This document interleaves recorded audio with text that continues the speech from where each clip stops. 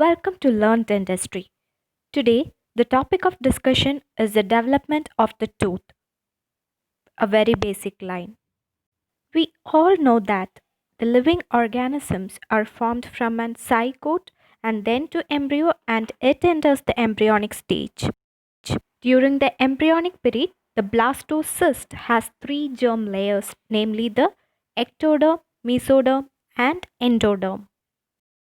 Ectoderm forms the outermost layer or the external layer and it consists of ectomesenchymal cells and the neural crest cells. Whereas the mesoderm, it consists of mesenchymal cells. The ectomesenchymal cells forms the hard and soft tissues of the head and neck, mainly the bones, muscles and the teeth. Whereas the neural crest cells are temporary group of cells that give rise to different cell types in the body. For example, melanocytes, bone, cartilage, neurons, ganglia, etc. The ectoderm of maxilla and mandible, as you can see here, is a thick band of epithelium called as the oral epithelium. And if it is viewed under a microscope, the histological differentiation of the oral epithelium can be easily understood. So, it consists of a basal lamina on which the epithelial cell rests, and those cells are called as the primary epithelial band. Underlying to the basal lamina is the ectomesenchymal cells.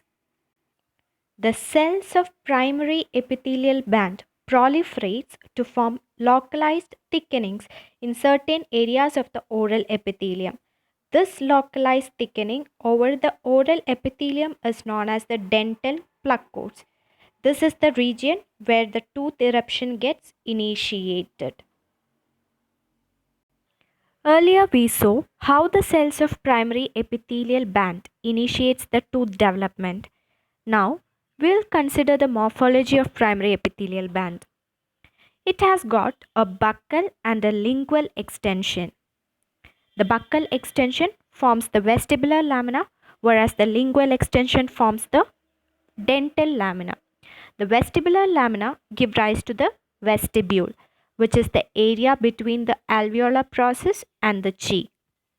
Whereas the dental lamina, it give rise to the deciduous and permanent teeth. And it is only during the 6th week of intrauterine life the dental lamina is evident. Active period of dental lamina is only up to the first 5 years of the lifetime, and so within this time both primary and permanent tooth development should be initiated. Now we will look for the changes that is happening in the oral epithelium. We know that growth is a continuous process, and so the proliferation of the primary epithelial band is continuous, and this causes an invagination into the ectomesenchymal cells or simply the ectomesenchyme. As proliferation continues, the invagination takes up different shapes and size. At this point, it is said to enter into different stages of tooth development, that is the bud, cap and the bell stages. Again, the bell stage is divided into the early and advanced bell stage.